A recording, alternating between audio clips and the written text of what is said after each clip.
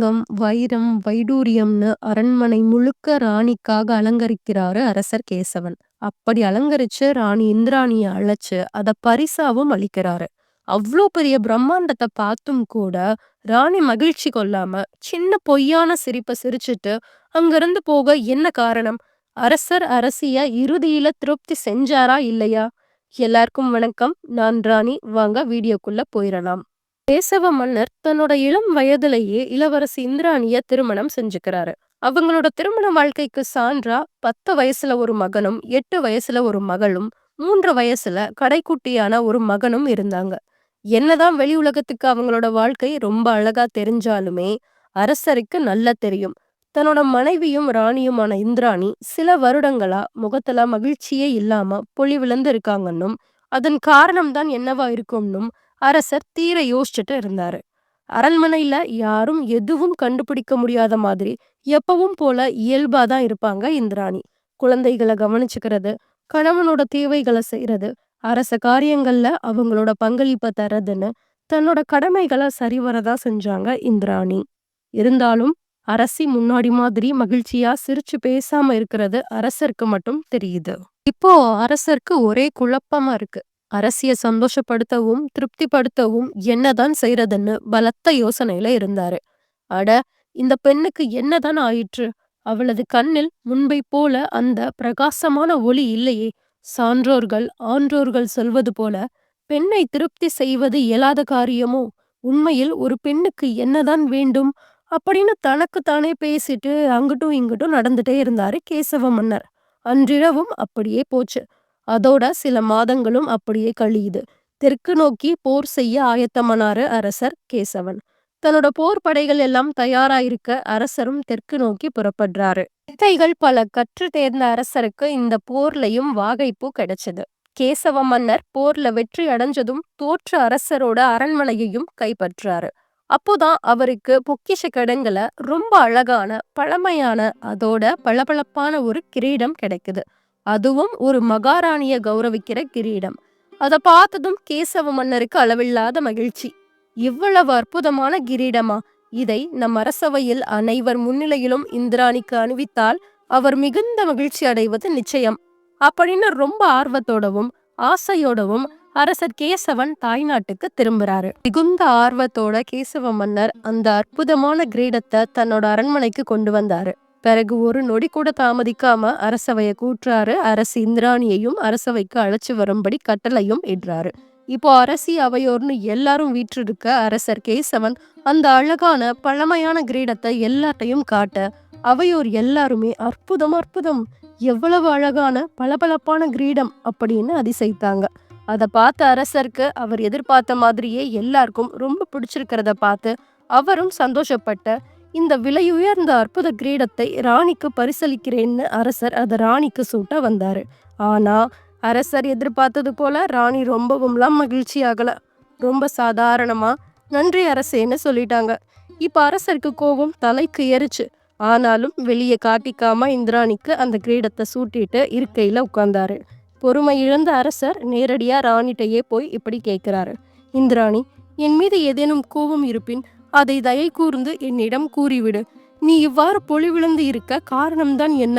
உனக்காக எவ்வளவோ பிரம்மாண்டமான விலை உயர்ந்த பரிசுகளை தேடி கொண்டு வந்தாலும் உன் முகத்தில் மகிழ்ச்சி இல்லையே, அது ஏன் அப்படின்னு அரசர் ரொம்ப வருத்தமா கேட்கிறாரு. தங்கள் மீது எனக்கு என்ன கோபம் அரசே?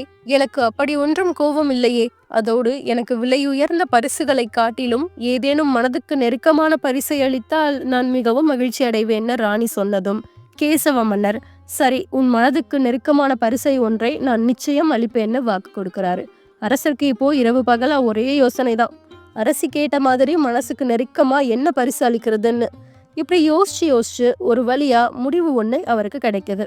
மறுநாள் அரசவையும் கூடுது. அப்போ கேசவ மன்னர் இப்படி சொல்றாரு. இது என் நாட்டு ஓவியர்களுக்கான போட்டி.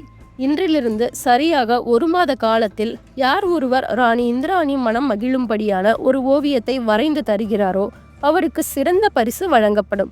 அரசியை பிரதிபலிக்க கூடிய அந்த ஓவியத்தை வரைய ஒரு நாள் முழுவதும் அரசியை கவனிக்க அனுமதி அளிக்கப்படும் அப்படின்னு அரசர் அறிவிச்சதும் அதை கேட்டு அந்த நாட்டுல சிறந்த ஓவியர்களான 10 பேர் அந்த போட்டிக்கு தயார்னு முன் வராங்க.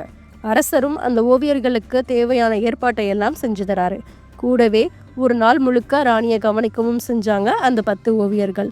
இப்போ அவர்கள் எல்லாருமே போட்டிக்கு தயாரானாங்க. ஒவ்வொரு ஓவியர்களுமே அவங்க திறமையை நிரூபிச்சிடணும்னு ரொம்ப ஆர்வமாகவும் கவனமாகவும் ராணிய ஓவியமா வரைஞ்சிட்டு இருந்தாங்க. இப்படி இருக்கிறப்ப போட்டிக்கான நாட்கள் முடிந்து அரசர் குறித்த அந்த தேர்ச்சி நாளும் வந்தது.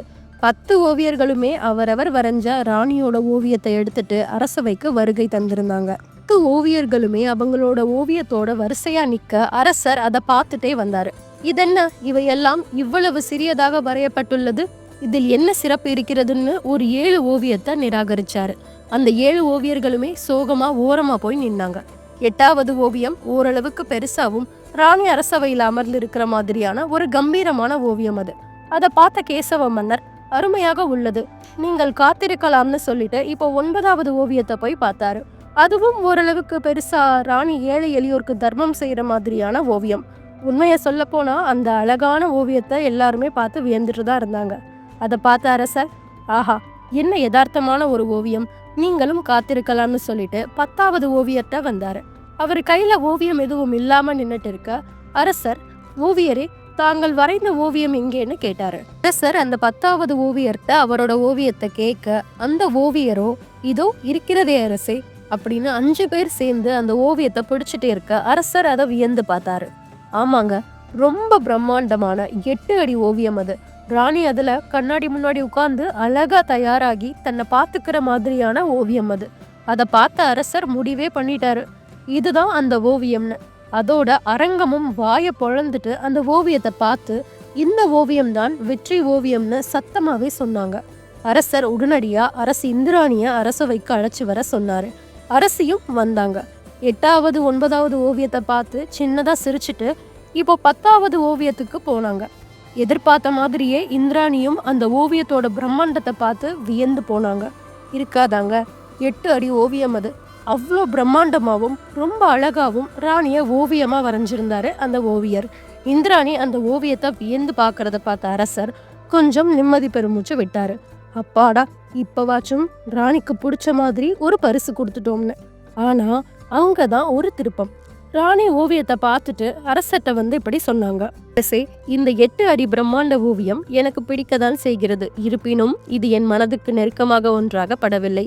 அதனால் இந்த ஓவியத்தை வெற்றி பெற்ற ஓவியமாக எடுத்துக்கொள்ள முடியாது அப்படின்னு அவங்க அரியணைக்கு போக திரும்பினாங்க. அரசருக்கு இப்போ விரக்தியே ஏற்பட்டுச்சு. இப்பெண்ணுக்கு பித்துதான் பிடித்திருக்கிறது போல, இவ்வளவு பெரிய அழகான ஓவியத்தை கூட பிடிக்கவில்லை என்கிறாளே அப்படின்னு முணுமுணுத்துட்டு இருக்கிறப்போ ராணி இந்திராணி போட்டியிலிருந்து நிராகரிக்கப்பட்ட அந்த 7 ஓவியர்கள்ல 5வது ஓவியர்கிட்ட போய் நின்னாங்க. அரசி அந்த ஓவியத்தை போய் நின்னதும் எல்லாரும் இப்போ அந்த ஓவியரையும் அவரோட ஓவியத்தையும் பார்த்தாங்க. அரசரும் ராணி என்ன பண்றாங்கன்னு பார்த்துட்டு இருக்க திடீர்னு அவரோட முகம் ஆச்சரியத்துல விரிஞ்சுது. ஆமாங்க, அத்தனை வருடங்களா வாடி போய் இருந்த ராணியோட முகம் இப்போ ரொம்ப பிரகாசமா உள்ளம் பூரிச்சு போய் அவ்வளோ மகிழ்ச்சியா இருக்கிறத பார்த்தாரு அரசர். ராணி அந்த ஓவியத்தை இருந்து அந்த ஓவியத்தை வாங்கிட்டு, மிகவும் பொக்கிஷமான ஓவியத்தை எனக்கு வரைந்து கொடுத்ததற்கு தங்களுக்கு மிக்க நன்றி அப்படின்னு இந்திராணி சொல்லிட்டு, இந்த ஓவியம் என் மனதுக்கு நெருக்கமாக இருக்கிறது, அதனால் இந்த ஓவியருக்கே பரிசை கொடுங்கள்னு அரசர்கிட்ட சொல்லிட்டு அந்த ஓவியத்தை ரொம்ப மகிழ்ச்சியோட வாங்கிட்டு அங்கிருந்து போனாங்க இந்திராணி. அவையில எல்லோருக்குமே ஒரே குழப்பம். அவையோருக்கு மட்டும் இல்ல, கேசவ மன்னர்க்கும் தான் குழப்பம். அப்படி என்ன அந்த ஓவியத்துல இருக்குதுன்னு அதனை வெற்றி ஓவியமாக முடிவெடுத்தார் இந்திராணி அப்படின்னு அரசர் யோசிச்சாரு. ஆனா யோசிச்சு என்ன ஆக போகுது, ராணி தான் முடிவை சொல்லிட்டாங்களேன்னு அரசரும் அந்த ஓவியருக்கு அளவில்லாத செல்வங்களை பரிசா அளிச்சாரு. அந்த பரிசை வாங்கின ஓவியர் அரசர்கிட்ட இப்படி சொல்றாரு, அரசே, ஒரு நாள் முழுக்க ராணியை கவனித்த போது அவர் உண்மையில் மனமகிழ்ந்த தருணத்தை தான் நான் ஓவியமாக தீட்டினேன் அப்படின்னு சொல்லிட்டு போனார். ஓவியர் இப்படி சொன்னதை கேட்டதும் தான் அரசருக்கு ராணியோட தேவை என்னன்னும் அவர் மகிழ்ச்சியா இருக்க என்ன செய்யணும்ன்றதையும் புரிஞ்சுக்கிறாரு அரசர். அப்படி அந்த ஓவியத்துல என்ன இருந்தது தெரியுமா? ரொம்ப சின்ன ஓவியம். அதுல அரசி இந்திராணி, அரசர் கேசவன் மற்றும் அவங்களோட 3 பிள்ளைகளும் சேர்ந்து சிரித்து பேசி மகிழ்ச்சியா உணவருந்துட்டு இருந்தாங்க.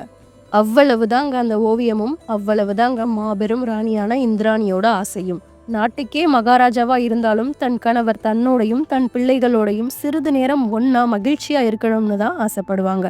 இந்த கதை உங்களுக்கு பிடிச்சிருந்தா நம்ம தமிழ் ஸ்டோரிஸ் சேனலுக்கு சப்ஸ்கிரைப் பண்ணி உங்க ஆதரவை காட்டுங்க.